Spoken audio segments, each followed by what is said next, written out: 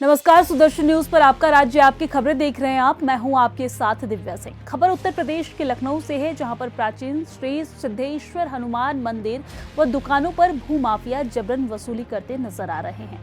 आपको बता दें कि 1958 प्राचीन मंदिर श्री सिद्धेश्वर हनुमान मंदिर भट्टामऊ बुधेश्वर लखनऊ में स्थित है और उसके बाल ब्रह्मचारी जगदेव दास जी ने मंदिर व दुकानों का निर्माण कराया और फिर उनके स्वर्गवास हो जाने पर अपने चेला बाबा श्याम सुंदर दास को दिगंबर अखाड़ा मौनी माझा अयोध्या से श्री सिद्धेश्वर हनुमान मंदिर का उत्तराधिकारी 2013 में बनाया गया और तब से ही सपा पार्टी के भूमाफिया गया प्रसाद, जीत बहादुर यादव, रामाकांत और राधे श्याम गुप्ता ने मिलकर मंदिर व मंदिर की जमीन दुकानों पर कब्जा करने के लिए प्रताड़ित करने लगा है। बाबा श्याम सुंदर दास का कहना है कि मैंने इतनी शिकायतें अपने नजदीकी पारा थाना व उच्च अधिकारी सीएम पीएम तक की है, लेकिन कोई कार्रवाई नहीं हुई है। फिर आज मीडिया का सहारा लिया और इससे पहले भूमाफियाओं ने 2017 में हमारे लड़के को गायब कर दिया, जिसकी आज तक एफआईआर नहीं लिखी गई है और दुकानों का किराया भी स्वयं भूमाफिया ही वसूलते हैं। अगर मैं किराए की बात करता हूं तो मुझे जान से मारने की धमकी मिलती है। बाबा श्याम सुंदर दास जी ने बताया कि इससे पहले भूमाफिया ने कई बार हमको मारा पीटा भी है और बार बार धमकी देते हैं कि यहाँ से भाग जाओ और भूमाफिया कहते हैं कि यहाँ दुकान मंदिर प्रांगण में जबरन कब्जा करेंगे, तुम कुछ नहीं कर सकते। तो वही पूरे मामले पर बाबा का कहना है कि हमें न्याय नहीं मिला है तो मैं अपनी जान दे दूंगा अगर हमें न्याय आगे से नहीं मिला तो इसका शासन प्रशासन हमारे जान देने पर पूरी तरीके से जिम्मेदार होगा। मैं मौजूद हूँ इस मंदिर प्रांगण पे जो सिद्धेश्वर हनुमान मंदिर है। यहाँ पे जो महंत जी हैं उनकी क्या क्या परेशानियाँ हैं मैं उनसे यहाँ जानना चाहता हूँ। आज हमारे बीच में महंत जी हैं। महंत जी क्या क्या कहना चाहेंगे प्रांगण में आकर के? अभी आपको दिखाएंगे इस मंदिर की क्या व्यवस्थाएं हैं, क्या अव्यवस्थाएं हैं, ये महंत जी क्यों परेशान हैं, आज इनको मीडिया के सामने रूबरू होना पड़ रहा है, क्यों होना पड़ रहा है मैं जानूंगा। एक मिनट कैमरामैन से कहेंगे, इधर देखिए। महंत जी, पहले तो आप अपना पूरा नाम और परिचय बताएं, क्या परेशानी है, क्यों आज आपको मीडिया के सामने रूबरू होना पड़ रहा है? मैं सिद्धेश्वर हनुमान मंदिर का महंत हूँ। मैं यहाँ का पूजा अर्चा करता रहता हूँ। हमको कितने साल पुराना मंदिर है? ये सन 58 का मंदिर है। सन 1958 का मंदिर है। तो यहाँ आप कब से पूजा अर्चना कर रहे हैं और इससे पहले यहाँ पे कौन था? यहाँ पर पहले बंसीदास बाबा थे, उनके मर जाने के बाद में बाबा जगदेव दास थे। 2013 में बाबा जगदेव दास खत्म हुए, उनको हत्या किया गया। उसके बाद में तो हम 2013 से यहाँ से जब उनकी हत्या हुई तो आपने कहीं कोई एप्लीकेशन वगैरह कहीं आपने दिया? नहीं, बहुत जगह दिया, एसपी, प्रधानमंत्री, गृह मंत्री, सबको दिया। थाने में भी एप्लीकेशन आपने दिया? हाँ, थाने में। क्या कार्रवाई हुई? कुछ नहीं हुई। कुछ नहीं हुई। पैसा के बाद बोले कुछ नहीं हुआ। अब क्या दिक्कत और आपको सामने आगे आ रही है? दिक्कत ये है कि ये पूजा अर्चा नहीं करने देते हैं और मंदिर का सारा पैसा गया प्रसाद यादव वसूल लेते हैं। मंदिर का को पूजा अर्चना कौन नहीं करने दे रहा है? गया प्रसाद यादव, जीत बहादुर और राधे श्याम गुप्ता और रमाकांत। ये कौन लोग हैं? ये दुकानदार, किराएदार, हमारे किराएदार हैं। हाँ। तो ये आपको क्या मंदिर में पूजा अर्चना करने के लिए भी रोकते हैं? हाँ, कि भाग जाए ये कोनो मेयर यहाँ से तो ये मंदिर का संपदा कब्जा कर ले। अच्छा, संपदा कब्जा करने की वजह से। हाँ। तो आपके साथ कभी कोई अप्रिय घटना भी घटी है क्या? हाँ, हमको 2017 में यहाँ हमको मारे भी है और FIR किया तो उसमें FIR नहीं लिखा गया। डॉक्टरी भी हुई लक्ष्मीबाई में, हमारा नहीं लिखा गया। इसके बाद भी आपका नहीं लिखा गया। अच्छा, ये मंदिर जो है इसकी व्यवस्था किस प्रकार से आप करते हैं? मांग जांच के करते हैं, इधर उधर से कोई भक्त आ जाता है वो देता है, उसी से अपना खर्चा चलाते हैं, खाना पीना भगवान का आरती का। और क्या दिक्कतें हैं आपको कि मंदिर इतना बड़ा प्रांगण है मंदिर का, हाँ। इतना बड़ा प्रांगण होने के बाद हाँ। और मंदिर की आगे भी सारी दुकानें हैं, हाँ। और क्या कहना है आपको? हमको कहना है कि दुकान ये टूट जाए, कोई साथ हो रहा है तो उसका जीवन बचा रहा है, हत्या ना हो पावे। तो क्या ये लोग माफिया टाइप के लोग हैं जो आपको परेशान कर रहे हैं? हाँ, माफिया हैं ये। अच्छा, इनके खिलाफ आपने कंप्लेन की? हाँ, कई बार किए हैं। एक लड़का भी 2017 में गए प्रसाद यादव अपहरण कर लिए हैं। किसका लड़का है वो? वो हमारा लड़का है, विजय नारायण शुक्ला नाम है उसका। वो अब कहाँ है? वो पता नहीं कहाँ है। वो आज तक लड़का आपको मिला नहीं? नहीं मिला। आपने इसकी सूचना क्या आप अपने नजदीकी थाना? हाँ, में पारा दी? थाना में दिए। वो परशुराम त्रिपाठी एसओ थे, उनसे कहा तो ये 30 आदमी जुटकर कहे कि 4 भाग गया लड़का। जब वहाँ गए दरोगा उदयराज सिंह से कहा तो वो उदयराज सिंह कहें कि यहाँ कोई कैमरा में लड़का नहीं दिखाई दे रहा है, आपका चिन्ह लो। सुबह 5 बजे से लेकर रात के 9 बजे तक कैमरा हमको दिखाए, लड़का नहीं दिए। ये बुद्धेश्वर मंदिर नहीं पहुँचा, बीच में उसको पकड़ लिए। तो आज तक लड़का भी आपका नहीं मिला? नहीं मिला। तो क्या आपको किसी प्रकार का खतरा भी लगता है? खतरा तो है ही है, इतना जब ये मौका पाई है तब ये हमें मारे गए तैयार रहा था। तो इसके लिए अभी कोई इस समय लेटेस्ट कोई एप्लीकेशन आपने दी? नहीं दिन है ये, असम साल नहीं दिन है, लेकिन आइंदा दिन की है लेटर। अन्यत्र आप 2024 से पहले बराबर देते रहे। हाँ। अभी 2025 लग जाने के बाद नहीं दिया। अभी आप नहीं दे पाए हैं। हाँ। अच्छा, दूसरी चीज, मकानों पर जो आपकी दुकानें बनी हुई हैं, हाँ। जो दुकानें बनी हैं, हाँ। इनके किराए का क्या मसला है? ये किराए तो ये दुकानें किसकी हैं? मंदिर की हैं? मंदिर की दुकान है, खितौनी हनुमान जी के नाम है, नगर निगम हमारे नाम है। तो इनका किराया तो आपके पास आता होगा? नहीं आता है, वो गए प्रसाद यादव, जीत बहादुर, राधे श्याम गुप्ता, रमाकांत ये असूल लेते हैं दबंगई से वसूल लेते हैं। सपा के पार्टी है, इस कारण से इतना ये असूलते हैं। अभी आप देख रहे थे, हमारे साथ थे बाबा श्याम सुंदर दास, जो श्री सिद्धेश्वर हनुमान मंदिर के आचार्य हैं, पुजारी हैं। रामदत्त द्विवेदी, सुदर्शन न्यूज़, लखनऊ।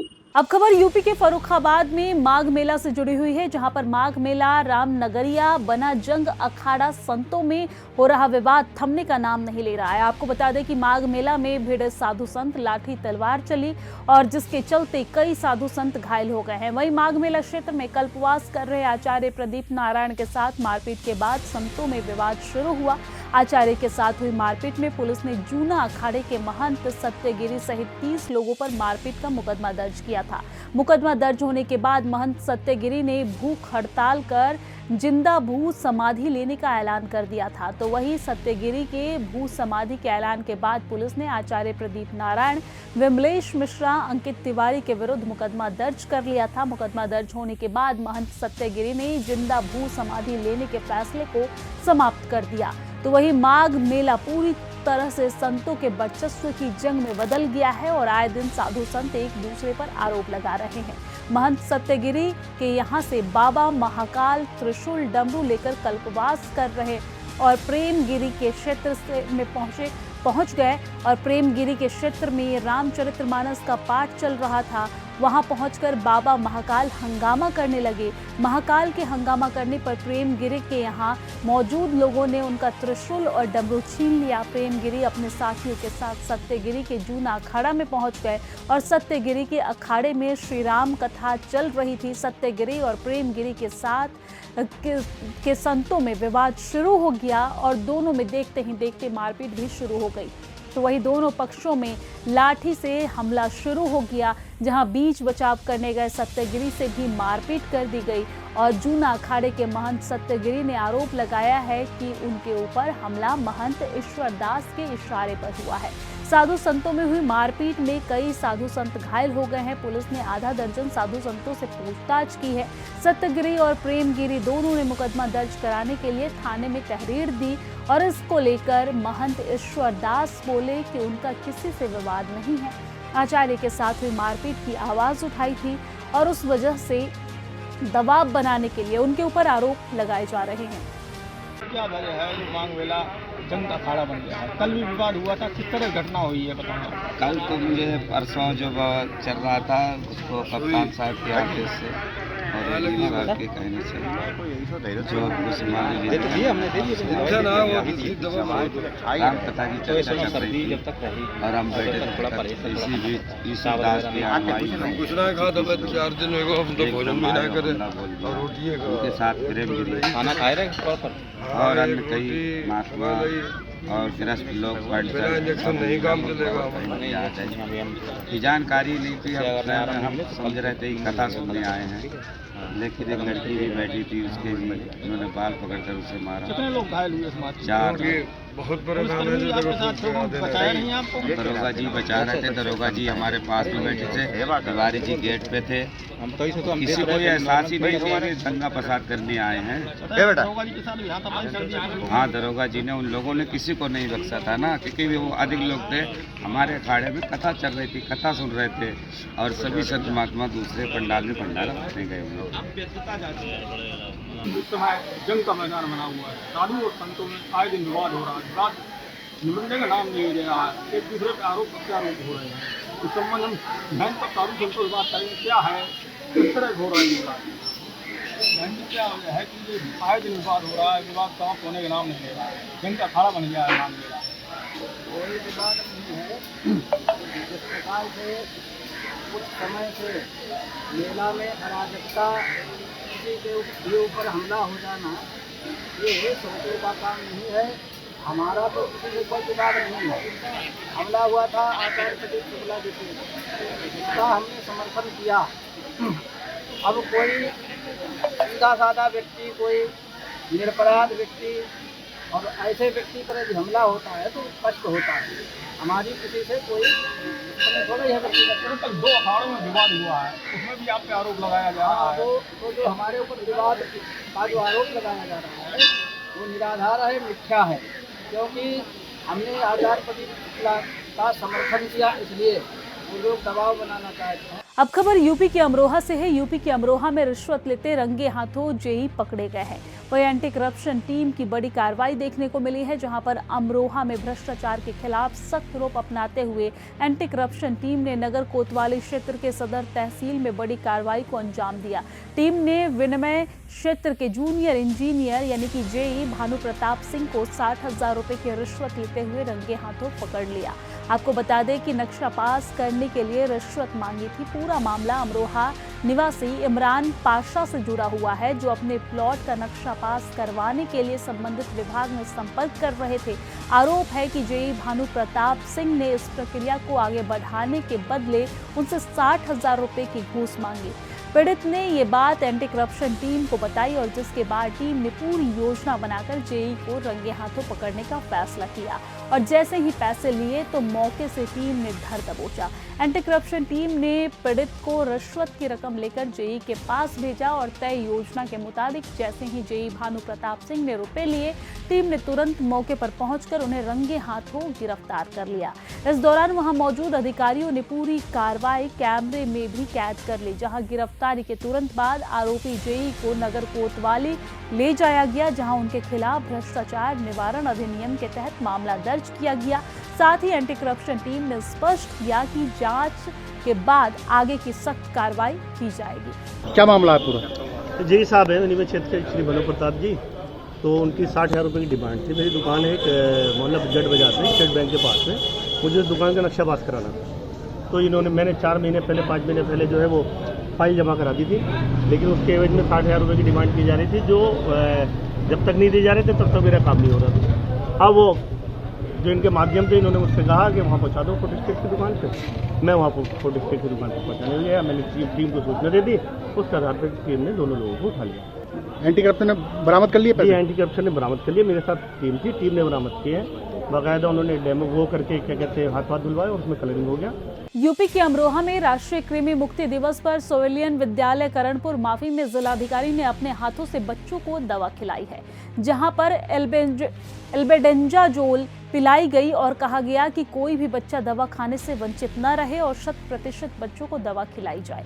जिलाधिकारी ने जनपद के नागरिकों से अपील करते हुए कहा है कि अपने बच्चों के उत्तम स्वास्थ्य के लिए खिलाए कृमिनाशक दवा, स्वच्छता का ध्यान रखें। तो वही राष्ट्रीय कृमि मुक्ति दिवस के शुभारंभ के अवसर पर जिलाधिकारी निधि गुप्ता वत्स द्वारा विकासखंड हसनपुर के सोविलियन विद्यालय करणपुर माफी में 1 वर्ष से 19 वर्ष के बच्चों को अपने हाथों से कीड़े की दवा खिलाई गई और पानी पिलाया गया। जिलाधिकारी ने मुख्य चिकित्सा अधिकारी को निर्देशित करते हुए कहा कि कोई भी बच्चा इस दवा को खाने से वंचित नहीं रहना चाहिए। जहां 10 फरवरी से अभियान प्रारंभ हो गया और 14 फरवरी तक चलेगा ये अभियान। जो छूटे हुए बच्चे हैं उनको हर हाल में 14 फरवरी तक ये दवा अवश्य खिला दिया जाए। इसमें कोताही नहीं बरतनी चाहिए। जिलाधिकारी ने मुख्य चिकित्सा अधिकारी से प्रतिदिन कितने बच्चों को दवा खिलाई गई इसकी रिपोर्ट उपलब्ध करवाने के भी निर्देश दिए हैं। जिलाधिकारी ने कहा कि कृमि से बचाव के लिए चलाए जा रहे इस अभियान के तहत हमारा उद्देश्य बच्चों को उसका स्वास्थ्य का ध्यान रखना है। जिलाधिकारी ने कहा कि सभी स्कूलों, आंगनबाड़ी केंद्र और निजी विद्यालय में भी कृमि मुक्ति की ये दवा प्राथमिकता के साथ बच्चों को खिलाई जाए। जिलाधिकारी ने जनपद के नागरिकों से भी अपील की है कि वो अपने बच्चों को नियमित रूप से कृमि नाशक दवा दिलवाएं और स्वच्छता का ध्यान रखें और कहा कि ये अभियान राष्ट्रीय स्तर पर चलाया जा रहा है जिसका मुख्य लक्ष्य बच्चों में कम संक्रमण की रोकथाम है कि बच्चों में किसी तरीके की कोई संक्रमण न हो सके। और इस मौके पर मुख्य चिकित्सा अधिकारी सत्यपाल सिंह, खंड विकास अधिकारी हसनपुर सहित अन्य अधिकारी, विद्यालय के स्टाफ भी वहां पर उपस्थित रहे। कीड़े का मामला क्या है? आज शासन के निर्देश के अनुसार नेशनल डीवॉर्मिंग डे के अंतर्गत बच्चों को स्कूलों में, आंगनवाड़ियों में और जो ड्रॉप आउट चिल्ड्रन हैं, किशोरी बालिकाएं हैं, उनको घर घर जाकर डीवॉर्मिंग की एल्बेंडाजोल मेडिसिन खिलाई जा रही है, जिससे बच्चों में जो पेट में कीड़े हो जाते हैं और जिनको अनेक तरीके की रोग ग्रसित हो जाते हैं उनके लिए ये दवाई खिलाने का अभियान चलाया जा रहा है शासन के निर्देशानुसार। और यहाँ पर सभी लोग, आशा, आंगनवाड़ी और जो हमारे बेसिक स्कूल के टीचर्स हैं, उनके निर्देशन में ये कार्य चल रहा है। हमारे द्वारा भी एक स्कूल में ये खिलाया गया और आशा करते हैं कि सभी जो अभिभावक हैं इस जनपद के, वो अपने बच्चों को बिना हिचक के ये दवाई खिलाएं। ये अभियान कब तक जारी रहेगा? ये अभियान 10 से 14 तक चल रहा है। आज के अभियान के बाद जो बच्चे छूट जाते हैं उनको अगले 3 दिवस में ये दवाई खिलाई जाएगी। अब खबर यूपी के चंदौली से है। यूपी के चंदौली जिले के पंडित दीनदयाल उपाध्याय नगर से, जहां करीब 1 महीने से सड़क को सकरा करने का विरोध स्थानीय लोगों द्वारा किया जा रहा है और इसके लिए धरने पर बैठे हुए हैं लोग। जहां पर देश भर में सड़कों को चौड़ा किया जा रहा है, वहीं ये अपने आप में एक नया मामला है जहां चौड़ी हो रही सड़क को सकरा करने का विरोध चल रहा है। आपको बता दें कि डीडीयू नगर में पड़ाव से गोधना मोड़ तक बन रही 6 लेन की सड़क की नगर के अत्यधिक भीड़ भाड़ वाले स्थान पर करीब 1 किलोमीटर तक 4 लेन किया जा रहा है, जिसका विरोध स्थानीय लोग कर रहे हैं। देखिए, हम लोग 1 महीने से 6 लेन बनवाने के लिए मुगलसराय में आंदोलन कर रहे हैं। प्रशासन मेरी आवाज नहीं सुन रहा है, इसलिए हम लोग ये तय किए हैं कि हम लोग ताली, थाली, घंटा, डमरू, झाल, ढोलक, जो कुछ भी बजने वाली चीजें बजाएंगे और यहाँ से आवाज लखनऊ तक पहुँचाएंगे ताकि मुख्यमंत्री जी हम लोग की आवाज सुने। मुगलसराय में भयंकर जाम लगता है, यहाँ एम्बुलेंस फंस जाती है, यहाँ बच्चों की बसें फंस जाती हैं, यहाँ राहगीर फंसते हैं, यात्रियों की ट्रेन छूटती है। तो हमको 6 लेन चाहिए मुगलसराय में। ये लोग क्या कर रहे हैं, पैसा 6 लेन का मिल गया, पास हो गया, पैसे का गड़बड़ी घोटाला कर रहे हैं और हमारे लिए 4 लेन, उसी 4 लेन को तोड़ के फिर से 4 लेन बना रहे हैं। ये हमें कतई मंजूर नहीं है। मेरी आवाज मुख्यमंत्री जी आप सुने और मुगलसराय को 6 लेन दे या और इसकी जांच भी कराएं कि इसमें घोटाला कितना हुआ है। यहाँ पे कुछ भीड़ इकट्ठा हुई थी जिसने 2 ज्ञापन दिए हैं, एक माननीय मुख्यमंत्री जी को संबोधित और एक जिलाधिकारी महोदय को संबोधित ज्ञापन दिया हुआ है, जिसमें इन्होंने विषय लिखा है माननीय मुख्यमंत्री जी के ज्ञापन में कि हमें राज्य मार्ग 120 पुराना जीटी रोड को 6 लेन बनाने के संबंध में है।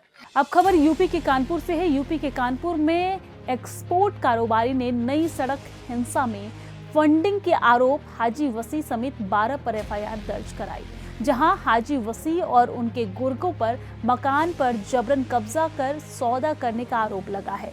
पीड़ित के मुताबिक थाना पुलिस से लेकर अधिकारी तक सभी से शिकायत की गई है, मगर कोई सुनवाई नहीं हुई है और पीड़ित ने कोर्ट के लिए शरण लेते हुए कोर्ट के आदेश पर रायपुरवा थाने में एफआईआर दर्ज करवाई। कल सीआरपीसी की धारा 156(3) के अंतर्गत एक आदेश प्राप्त हुआ माननीय न्यायालय से उसी को दर्ज किया गया है। उसके अंतर्गत सैयद नासिर अली ने एक मुकदमा पंजीकृत कराया है हाजी वसी एवं अन्य व्यक्तियों के खिलाफ, जिनके द्वारा फर्जी तरीके से रजिस्ट्री कराकर मकान को हड़पने का आरोप लगाया गया है। इस मुकदमे को रजिस्टर कर लिया गया है उचित धाराओं में और उसकी इन्वेस्टिगेशन जारी। अब खबर यूपी के मेरठ से है। यूपी के मेरठ में अल्ट्रासाउंड सेंटर पर हरियाणा की स्वास्थ्य विभाग टीम ने छापेमारी की है। आपको बता दें कि मेडिकल थाना क्षेत्र स्थित ग्लोबल डायग्नोसिस्ट सेंटर पर छापेमारी हुई है, जहां पर भ्रूण के लिंग परीक्षण की अवैध रूप से जांच हो रही थी, जिसकी मोटी रकम वसूली जा रही थी। महिला डॉक्टर सहित 3 दलालों को इस दौरान हिरासत में लिया गया। वहीं लंबे समय से यहां गर्भस्थ शिशु के लिंग जांच की शिकायत भी मिल रही थी। हरियाणा के रोहतक से आई स्वास्थ्य विभाग की टीम ने मेडिकल थाना क्षेत्र स्थित ग्लोबल डायग्नोसिस्ट सेंटर पर छापेमारी की कार्रवाई की। अब खबर यूपी के बिजनौर से है। यूपी के बिजनौर में एक बार फिर लव जिहाद का मामला सामने आया है, जहां पर एक हिंदू बच्ची को एक मुस्लिम युवक बहला फुसलाकर भगा ले गया। उधर परिजनों की तहरीर के आधार पर कार्रवाई करते हुए आरोपी मुस्लिम युवक की तलाश की तो युवक हिंदू बच्ची को छोड़कर फरार हो गया। दरअसल पूरा मामला रेहड़ थाना क्षेत्र के एक ग्राम में एक हिंदू विधवा महिला की पुत्री को फैजान निवासी बहला फुसलाकर भगा ले गया। उधर परिजनों ने नामजद को के खिलाफ तहरीर देते हुए न्याय की गुहार लगाई है। पुलिस आगे की कार्रवाई में जुटी हुई है। आज रेहड़ थाना आना हुआ है, क्या है प्रॉब्लम? कल पता चला था एक हमारे हिंदू समाज की एक बालिका को जो है एक गुंडा एलिमेंट है जिसने पहले प्रधानमंत्री जी पर और मुख्यमंत्री जी पर भी अभद्र टिप्पणी की, उसके खिलाफ पहले से मुकदमा दर्ज है अफजलगढ़ थाने में। तो उसी ने हमारे हिंदू समाज के एक बालिका को बहला फुसला कर वो ले गया और उसके बाद उसने जो है लड़की बरामद कर ली गई है। बरामद करने के बाद लड़की को समझाया जा रहा है और उसके बाद तो लड़का की बरामदगी नहीं हुई तो उसके परिवार वालों को पुलिस ने उठाया है। पुलिस से अभी भी कल भी बात हुई थी मेरी इंस्पेक्टर साहब से, उन्होंने भी आश्वासन दिया था पूरी मदद करने का। अभी भी बात हुई है और उस पर कुछ न कुछ प्रक्रिया कर रहे हम लोग लगे हैं ताकि हमारी वापसी लड़की हमारे घर आ जाए और वो लड़के पर कठिन कार्रवाई होनी चाहिए ताकि भविष्य में ऐसी पुनरावृत्ति ना हो, क्योंकि इन लोगों का एक धंधा बन चुका है। इसी तरह धामपुर में भी एक घटना घटी है। धामपुर में उस लड़के को उठा लिया, उसका निकाह कर दिया, उसका नाम बदल दिया। उसके बाद जब सब लोग वहाँ पहुँचे उसके बाद जो दोषी था, जो मौलवी दोषी था और उसके साथ साथ में जो महिला थी और महिला की लड़की, उन सबको जो है वो जेल भिजवा दिए गए, तो ताकि समाज में इसकी पुनरावृत्ति ना हो और हम लोगों को सजग रहना चाहिए। वास्तव में ये लोग आज भी कहीं ना कहीं उस चीज़ के लिए लगातार प्रयास करते रहते हैं। धन्यवाद। क्या मामला है? ये कौन लड़का है जो आपकी बेटी को लेकर गया? मुसलमान का। अच्छा, कब की घटना है? 6 तारीख की। अच्छा, अब क्या कर रही है पुलिस कार्रवाई? कुछ नहीं कर रही है अभी। लड़का बरामद किया है अभी ना करा। लड़का कहाँ का रहने वाला है, क्या नाम है उसका? उसका फैजान। जो अब थाने आए हैं, क्या है पूरा मामला? कौन लड़का है जो आपकी बेटी को लेकर गया? हमारी बहन है, वो उसे बहला फुसला के ले गया। वो क्या नाम है उसका? क्या नाम? फैजान। मुस्लिम है? मुस्लिम है। अच्छा, पुलिस क्या कार्रवाई कर रही है? अभी तो कुछ नहीं हो रही, लड़का नहीं मिल रहा। अब खबर यूपी के मथुरा से है। यूपी के मथुरा में उत्तरी कमान अलंकरण समारोह 12 फरवरी 2025 वीरता और विशिष्टता सेवाओं के व्यक्तिगत उत्कृष्ट कार्यों का सम्मान करने के साथ साथ उत्तरी थिएटर में असाधारण वीरता प्रदर्शन के लिए इकाइयों के प्रयासों की सराहना करने के उद्देश्य से उत्तरी कमान अलंकरण समारोह आयोजित किया गया। आपको बता दें कि मथुरा उत्तरी कमान के general officer commanding in chief यानी कि GOC इनसे और विशिष्ट सेवा पुरस्कार विजेता सभी माननीय अतिथि,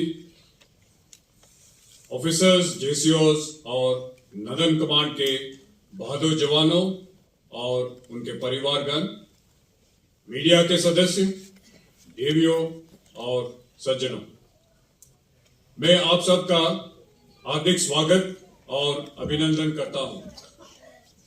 ये मेरे और आप सभी के लिए गर्व का विषय है।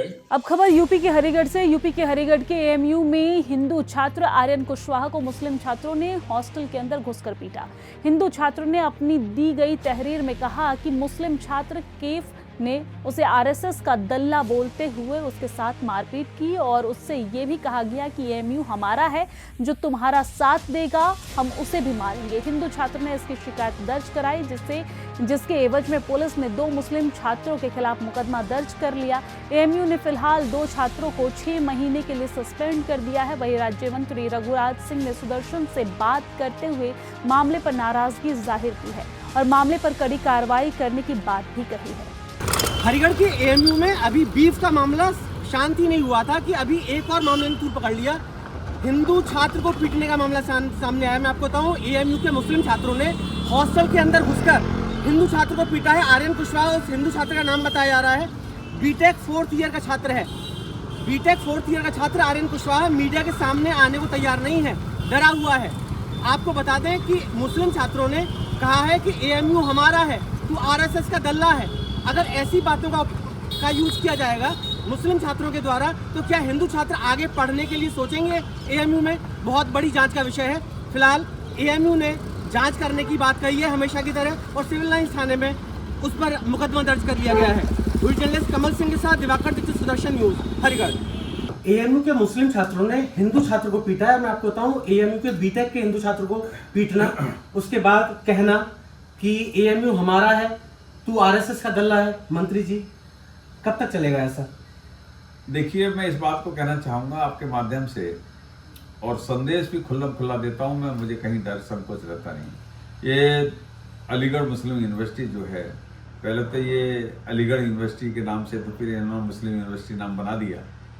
ये भारत के संविधान के अंतर्गत चलती है, भारत के पैसे से संचालित होती है, हम लोगों के टैक्स से चलती है।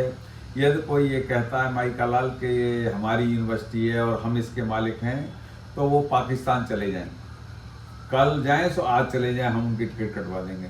और हिंदुस्तान में, और उस हिंदुस्तान में भी अलीगढ़ के अंदर एएमयू है। इसलिए जो कुशवाहा लड़का बैकवर्ड क्लास का लड़का है, पिछड़ी जाति का है, मैं आदरणीय अखिलेश जी से कहूँगा, पिछड़ी जाति के व्यक्ति को मारा जा रहा है। अब एक जवाब दे के देखो, क्योंकि वोट की राजनीति के, वोट के सौदागर ये नहीं करेंगे। जैसे केजरीवाल ने किया दिल्ली में, ऐसे ही अखिलेश यहाँ पर करते हैं। केवल हिंदुओं को गुमराह करेंगे और जहाँ मुस्लिमों की बात है उनका फेवर लेना शुरू कर देंगे। मंत्री जी, क्या लगता है आपको, आगे आने वाले समय में क्या हिंदू एडमिशन लेना बंद कर देगा? क्या हिंदू छात्र नहीं आएंगे? क्योंकि डरा रखा है, वो अभी तक कैमरे के सामने नहीं आए छात्र। देखिए, मैं आपके माध्यम से यही कह सकता हूँ कि किसी के माई के लाल की औकात नहीं है। उत्तर प्रदेश में योगी राज है, देश में मोदी राज है। किसी माई के लाल की हैसियत नहीं है कि अगर ऐसा किया है तो उसके साथ कानूनी कार्रवाई होगी, उसको जेल में डालेंगे, छोड़ेंगे नहीं। क्योंकि इनकी आदत बन चुकी है ना कि हिंदू छात्रों को मारने पीटने की, और ये शायद दोबारा घटना हुई है, आगे आइंदा होगी तो मैं आपको बताऊं, कड़ी से कड़ी कार्रवाई करेंगे और इनको जो भी हम सजा दे सकते हैं वो सजा दिलवाएंगे। तो हमारे साथ ये थे राज्य मंत्री रघुराज सिंह जी। इनका साफ तौर पर कहना है कि आगे आने वाले समय में अगर ऐसी कोई भी घटना होती है, मुस्लिम छात्र अगर ऐसा हिंदुओं के खिलाफ करते हैं, तो छोड़ा नहीं जाएगा, बख्शा नहीं जाएगा, कड़ी से कड़ी कार्रवाई होगी। वीडियो जर्नलिस्ट कमल सिंह के साथ दिवाकर दीक्षित, सुदर्शन न्यूज, हरिगढ़। अब खबर यूपी के शामली से। यूपी के शामली में जिलाधिकारी शामली अरविंद कुमार चौहान ने अपने निरीक्षण में जिला संयुक्त चिकित्सालय शामली का औचक निरीक्षण कर अस्पताल में इमरजेंसी कक्ष, प्लास्टर कक्ष, एक्सरे रूम, अल्ट्रासाउंड, सारी ओपीडी और साथ ही साथ एसटीडी क्लिनिक और इसी के साथ रजिस्ट्रेशन काउंटर, पैथोलॉजी लैब और महिला पुरुष वार्ड आदि का निरीक्षण किया है। वही निरीक्षण करते हुए फिजियोथेरेपी कक्ष में सफाई व्यवस्था दुरुस्त न मिलने पर साफ सफाई के लिए निर्देश दिए गए। अब खबर यूपी के रायबरेली से है, जहां पर थाना क्षेत्र अमेठी के एक गांव में दुष्कर्म की घटना के संबंध में थाना अमेठी पर सुसंगत धाराओं में मामला दर्ज कर अग्रिम कार्रवाई एवं वैधानिक कार्रवाई के संबंध में क्षेत्रीय अधिकारी अमेठी मनोज कुमार मिश्रा ने बताया है कि आरोपी को गिरफ्तार करके न्यायिक अभिरक्षा में भेज दिया गया और मामले की कार्रवाई आगे जारी है। 9/2/25 को थाना कोतवाली अमेठी पर सूचना प्राप्त हुई कि 7/8 फरवरी की रात्रि में जब सभी परिवारीजन एक रिश्तेदारी में शादी में गए हुए थे, घर पर एक 75 वर्षीय बुजुर्ग महिला अकेली थी, तो उसी गांव के एक व्यक्ति के द्वारा रात में उसके साथ दुष्कर्म की घटना की गई है। इस सूचना पर तत्काल कोतवाली पुलिस द्वारा अभियोग पंजीकृत करते हुए अभियुक्त को गिरफ्तार कर विधिक कार्रवाई करते हुए जेल भेजा गया है। अन्य कार्रवाई विधिक प्रचलित है। हम लोग निमंत्रण गए थे, हमारी दादी हैं, वो जो है इलियास का बेटा इश्तियाक, उसका बेटा रात में 12 बजे से 2 बजे के बीच में, और उसने गलत हरकत की है, उसकी कड़ी से कड़ी कार्रवाई की जाए। अब खबर यूपी के संभल से है। आपको जानकारी दे दें कि संभल की सुरक्षा को शासन ने बड़ी मंजूरी दी है। संभल में 40 पुलिस चौकियां एवं चेक पोस्ट बनाई जाएगी। शासन ने धनराशि अब मुक्त कर दी है और नए निर्माण का काम शुरू हो गया है। वहीं सत्यव्रत पुलिस चौकी जल्द शुरू होने की उम्मीद है। कुल कितनी पुलिस चौकियां हैं, कितने में काम शुरू हो गया और कब तक सारी तैयार हो जाएगी? जनपद संभल का सृजन 2011 में हुआ था।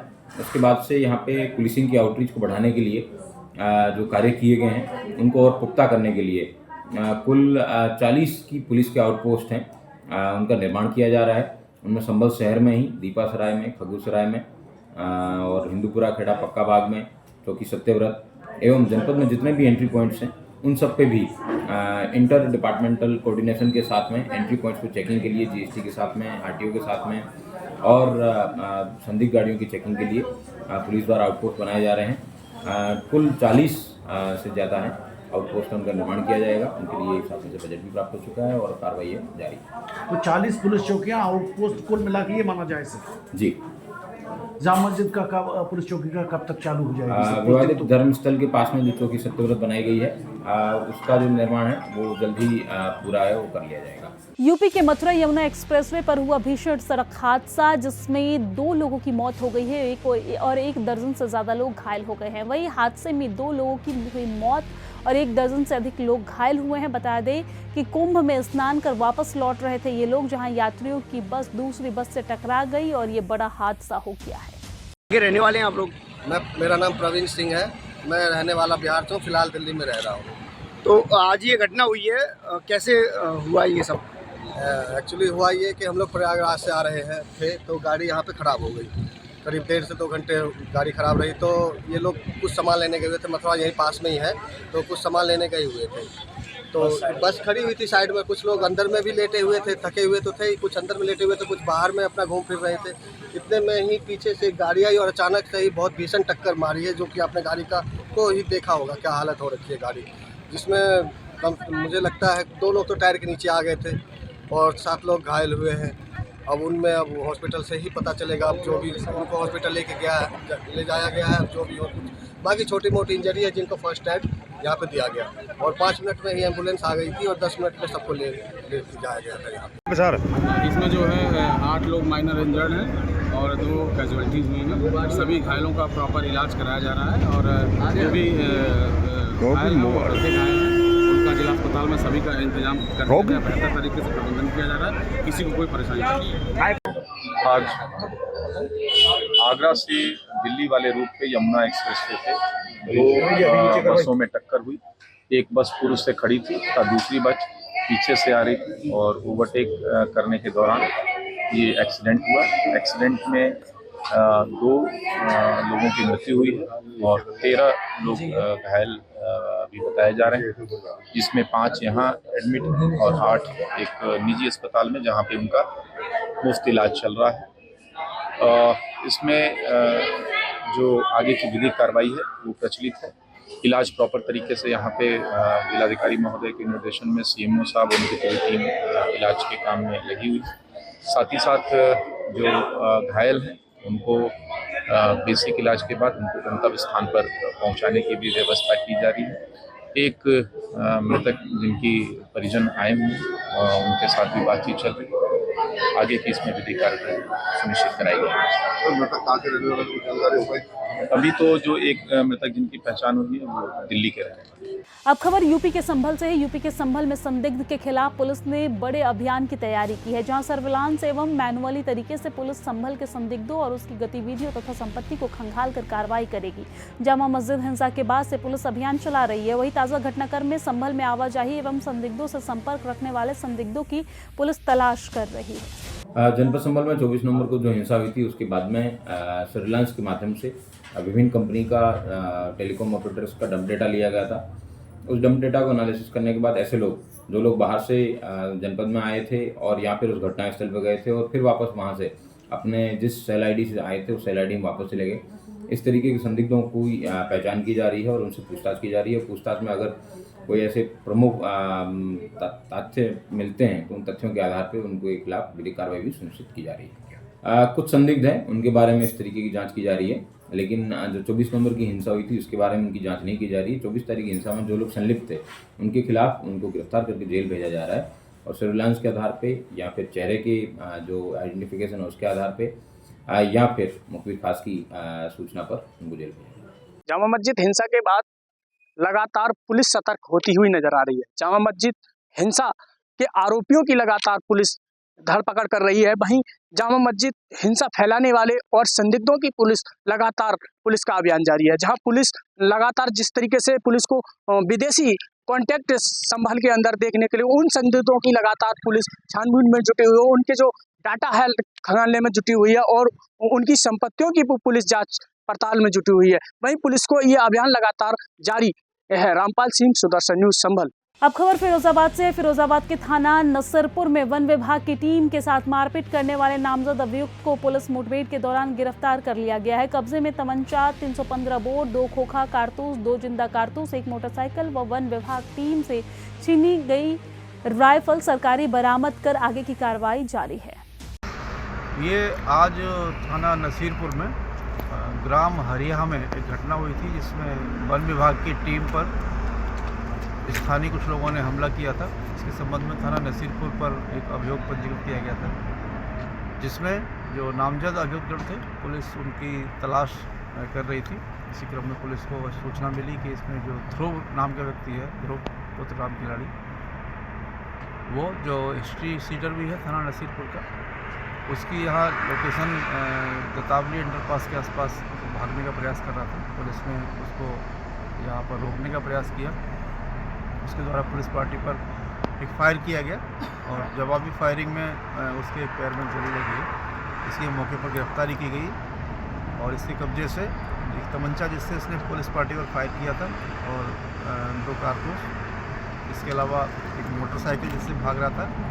साथ ही आज जो वन विभाग की टीम से मौके पर 2 असले उनके पास थे, जो एक राइफल और एक बंदूक, उसमें से एक राइफल भी इसके पास थी जो यहाँ बरामद हुई है और शेष अभियुक्त की गिरफ्तारी में शेष है, शीघ्र उनकी गिरफ्तारी की जाएगी। अब खबर यूपी के गाजियाबाद से। यूपी के गाजियाबाद जिले के थाना टीला मोड़ स्थित भोपुरा चौक के नजदीक रात्रि लगभग 2 बजे कबाड़ के गोदाम व पुराने लकड़ी के दरवाजे से भरे गोदाम में भयानक आग लग गई, जिससे वहां रखा हुआ लाखों का सामान जलकर खाक हो गया है। आग लगने की सूचना से आसपास के रिहायशी इलाकों में अफरा तफरी मच गई। यूपी के रायबरेली में कानपुर एनएच पर दर्दनाक सड़क हादसे में रात गश्त के दौरान पुलिसकर्मियों की गाड़ी अनियंत्रित होकर एक घर से जा टकराई और घर में घुस गई। आपको जानकारी दे दें कि हादसे में सेमरी चौक की इंचार्ज चमन सिंह भदौरिया की अस्पताल में इलाज के दौरान मौत हो गई है, जबकि उनका हमराही गंभीर रूप से घायल बताया जा रहा है। मामला उत्तर प्रदेश के सीतापुर जिले में मछलीहटा थाना क्षेत्र के माधवपुर ग्राम पंचायत के मजरा छिछाही के जंगल में एक बाघ का शव मिलने से क्षेत्र में सनसनी फैल गई। मंगलवार शाम लगभग 5 बजे लकड़ी काटने गए ग्रामीणों ने बाघ के शव को देखा तो तुरंत वन विभाग को सूचित किया गया और पुलिस मामले की कार्रवाई में जुटी हुई है। बदायूं में गंगा स्नान करने जा रहे श्रद्धालुओं से भरा मैजिक टायर फटने से पलट गया है। वही आधा दर्जन से करीब लोग श्रद्धालु जो हैं वो घायल हो गए हैं। टायर फटने के बाद अनियंत्रित होकर टाटा मैजिक पलटा। सूचना पर पहुंची पुलिस ने घायलों को एम्बुलेंस की मदद से हॉस्पिटल पहुंचाई है। सीएचसी में भर्ती कराया गया है, जहां पर श्रद्धालुओं की स्थिति गंभीर होने पर उन्हें राजकीय मेडिकल कॉलेज रेफर कर दिया गया है। असम में 24 फरवरी 2025 को दुनिया का सबसे बड़ा झूमर नृत्य प्रदर्शन आयोजित करने के लिए तैयार है। ये आयोजन एडवांटेज असम 2.0 निवेश शिखर सम्मेलन के तहत होगा। मुख्यमंत्री हिमंता बिस्वा शर्मा ने घोषणा की है कि इस ऐतिहासिक अवसर की शोभा प्रधानमंत्री नरेंद्र मोदी बढ़ाएंगे। असम इस कार्यक्रम में 7500 से अधिक नृत्यकारों के साथ गिनीज वर्ल्ड रिकॉर्ड स्थापित करने का लक्ष्य लेकर चल रहा है। ये आयोजन असम की समृद्ध सांस्कृतिक विरासत को उजागर करने के साथ साथ वैश्विक निवेशकों को आकर्षित करने का एक प्रमुख मंच भी बनेगा। बिहार के शिवहर में संत रविदास जयंती धूमधाम से मनाई गई है, जहां देश भर में 12 फरवरी को माघ पूर्णिमा के दिन संत रविदास की जयंती मनाई गई। इस मौके पर शिवहर स्थित तरियानी युगल किशोर जयमंगल महाविद्यालय में संत रविदास जयंती एवं विशाल सम्मान समारोह में बड़े ही धूमधाम के साथ ये जयंती मनाई गई। अब खबर कर्नाटक से है। कर्नाटक के बेलगावी शहर में 150 किलोमीटर की दूरी पर हावेरी जिले की मासूरू गांव में कुमदवती नदी के किनारे अवैध रूप से गायों की हत्या और उनका मांस बेचने के जुर्म में 6 लोगों को गिरफ्तार किया गया है, जिसमें पुलिस ने ख्वाजा और साथ ही साथ शहबाज, वजीर साब और मुल्ला, साथ ही साथ सादिक, फयाज, इमरान और रिजवान को गिरफ्तार कर लिया है। स्थानीय लोगों की सूचना पर पुलिस ने छापेमारी की कार्रवाई की, लेकिन आरोपी भाग निकला और मौके से गौमांस बरामद किया गया है। पुलिस ने फरार आरोपी के पता लगाने के लिए जाल बिछाए हुए हैं और उन्हें गिरफ्तार करने में सफलता हासिल की है। तो वही विश्व हिंदू परिषद और बजरंग दल की ओर से विरोध प्रदर्शन की चेतावनी देते हुए सरकार और प्रशासन से मामले की कार्रवाई की मांग भी की जा रही है। खबर मध्य प्रदेश के सीधी के 1 ग्राम करवाही बफर जोन व्यवहारी का है, जहां पर ग्रामीणों का आरोप है कि विभागीय अमले एवं कुछ दलालों की मिलीभगत से विस्थापन पैकेज के नाम पर बड़ा फर्जीवाड़ा किया जा रहा है। ग्रामीणों का कहना है कि ना कोई अधिकारी कर्मचारी जांच कर रहे हैं और ना ही किसी प्रकार की कोई सुनवाई हो रही है। अब देखना होगा कि शासन प्रशासन एक्शन कब लेता है और आगे क्या कुछ कार्रवाई होती है। इस वक्त हम खड़े हैं मझौली उपखंड जनपद में, जहां जन सुनवाई में 1 ग्राम करवाही के कुछ ग्रामीण यहां उपस्थित हुए हैं, जो विस्थापन पैकेज को लेके बहुत नाराजगी है। आइए हम उनसे बात करते हैं, क्या कुछ नाराजगी है, क्या समस्या है। क्या शुभ नाम है आपका? सुषमा सिंह। क्या समस्या है? ये समस्या है कि बाहरी गांव के जो फर्जी जुड़वा है 1 ग्राम करवाही में जो रहते भी नहीं हैं, उनको भी पास किया जा रहा है। जो गांव में उनको नहीं दिया जा रहा है कि जो है 1 ग्राम करवाही। क्या बोला जा रहा है? इसमें हम बोल रहे हैं कि हमको भी मिलना चाहिए, हमारे बच्चों को जो फर्जी है उनको चेक करिए, लिस्ट दोबारा से जारी कीजिए। क्या शुभ नाम है आपका? क्या समस्या है? समस्या ये है साहब, जो बाहरी लोगों को फर्जी है उनको हटाया जाए, हमारे भी बच्चे हमारे बच्चे को दिलाया जाए। क्या फर्जी किए? फर्जी ये किए हैं, कोई 18 साल का तो है ही है, तो उनका तो घूस लिए हैं, और जो 18 साल का नहीं है उनको भी 18 साल के बनवा कर और वो करवाया। ऐसा पैकेज के नाम पे घूस ले रहे हैं? हाँ, कौन घूस ले रहा है? घूस ले रहे हैं जो लोग हमारे गांव के दलाल लोग हैं यहाँ बाहर का, उनको सब मिले जुले हैं, उन्हीं से दे रहे हैं इधर से लेकर। आपका शुभ नाम क्या है? मेरी नाम सुष्ता सिंह है। हमारा गांव विस्थापित में हो चुका था, एक बार 10 लाख का पैकेज मिला था, वहाँ फिर से दोबारा देने वाले हैं, दे रहे हैं 15 लाख और लोग भरे हुए हैं। और विकलांगता जो बच्चे विकलांग नहीं उनको विकलांगता पता नहीं कहाँ से बनवा लिए हैं और बनवा करके जमा किए हैं, बोलते हैं विकलांगता बनवाए हैं। हमारे बच्चे तो सही सलामत है और 10 बोलते जो दूसरे गांव के हैं उनको भी भर लिया गया है, बोले और 10-20 छूट गए, तो पहले बोल रहे थे कि इनको देना है ना। फिर से यहाँ तो 51 लोगों का नाम है, इसमें कोई जांच न बैठक न कोई कुछ नहीं हुआ है, कोई संगठन गांव में नहीं हुआ।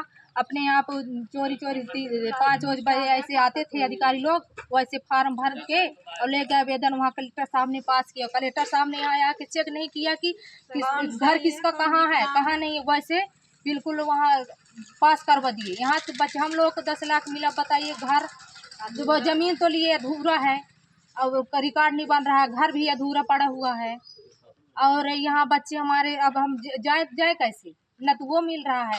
और यहाँ जो दलाल लोग से बोलते हैं नहीं होगा, जाओ करवा लो, हमारे पास पैसा रुपया नहीं है, हम कहाँ जाए, हमारे जान न पहचान, हम कहाँ जाएं, किससे बनवाएं। बोलते हैं तुम भी बनवा लो, तुम भी जाओ। शासन ऐसा 2-3 नियम बनाए किसको दे और कोई को नहीं दे रहा है, ये क्या नियम शासन बना रहा है। अभी तक आप लोग कहीं आवेदन किए हैं? अरे हम आवेदन किए, यही तहसीलदार उस दिन गए, बोले सबकी मांग पूरी, कुछ वहाँ कोई सुनवाई नहीं हो रहा है। और कहीं वन विभाग वगैरह कोई आवेदन कोई आते नहीं है, जब से पास हुआ है पहले भी कोई नहीं, जब से 10 लाख दिए कोई मीटिंग न कोई अधिकारी वन विभाग नहीं आ रहा है। बस ये सब हो गया। इसके बाद वो एक दिन आए रात में खाता खोलने वाले, तब हम लोग को पता चला ये सब सूची लिस्ट आवेदन बना, हम लोगों को पता नहीं है। हमारे बच्चे बताइए 8-8, 10-10 साल के हैं, अब हमारे बच्चे नहीं पा रहे हैं। हमका नागरिक नहीं है गांव का, अब आगे क्या मांग है? मांग शासन हमारी प्रशासन है, से क्या मांग है? ये मांग है सर कि हमको हमारे बच्चों को भी दे, जीरो से तभी हम लोग जाएंगे वनग्राम करवाई से। यानी करवाई में पूरी जांच हो, जिनका जांच मिला है हो, जिनका नहीं मिला है और वो सब एक दो बच्चों को सबको मिला जाए, मिलना चाहिए, यही मेरी मांग है। 15 सब लोगों। खबर अंबाला शहर से है, जहां पर अंबाला में पूजा कॉम्प्लेक्स में रविवार को 2 सहेलियों ने राजसी ब्रांड लॉन्च किया। राजसी एथनिक एसेंशियल नाम के इस स्टोर में दूल्हे और दुल्हन की पसंद पर शादी के पारंपरिक परिधान उपलब्ध होंगे। ये ब्रांड 2 सहेलियों राधिका चीमा और सरगम चावला ने शुरू किया है। इस मौके पर गायक जसबीर जस्सी और राधिका चीमा के भाई व्यवसायी संजीव जुनेजा मौजूद रहे। राजसी ब्रांड के संचालक राधिका चीमा और सरगम चावला ने बताया है कि ये ब्रांड दूल्हे दुल्हन के लिए शुरू किया गया है। उन्होंने अपनी 20 वर्ष की दोस्ती को ब्रांड में बदल दिया है। राधिका ने बताया कि उनको आर्ट और क्रिएटिविटी में दिलचस्पी थी और सरगम को कपड़े का अनुभव था, इसलिए राजसी ब्रांड शुरू किया गया है। उन्होंने कहा कि राजसी में हर दुल्हन के पसंद की वैरायटी मिलेगी। राधिका ने बताया कि उनका लक्ष्य पूरे देश में अपने स्टोर को पूरे भारतवर्ष में लेकर जाना है, ताकि पूरे देश में स्टोर की फ्रेंचाइजी शुरू की जा सके। बड़ा मज़ा आ रहा है क्योंकि राधिका और सरगम और भाजी साडे संजीव जी इन्होंने सारे ने इन्ना वधिया मतलब स्टोर खोलिया ते मैनू तो तां ही फायदा कि मैनू बना के दिया कोई कपड़े फिर ही अच्छा लगेगा।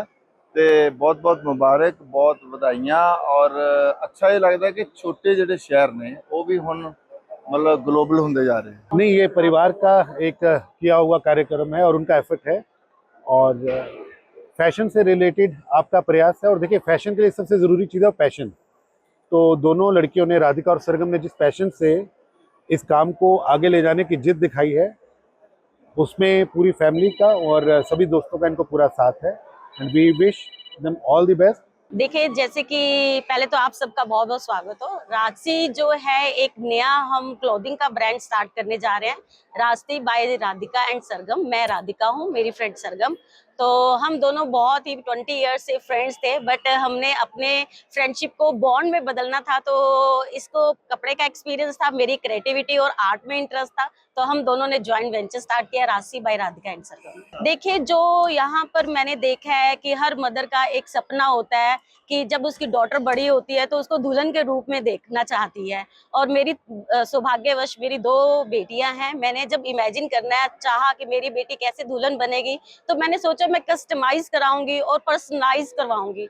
और इसी के साथ आपका राज्य आपकी खबरों में फिलहाल के लिए इतना ही, लेकिन देश और दुनिया की तमाम खबरों के लिए आप देखते रहिए सुदर्शन न्यूज। जय हिंद।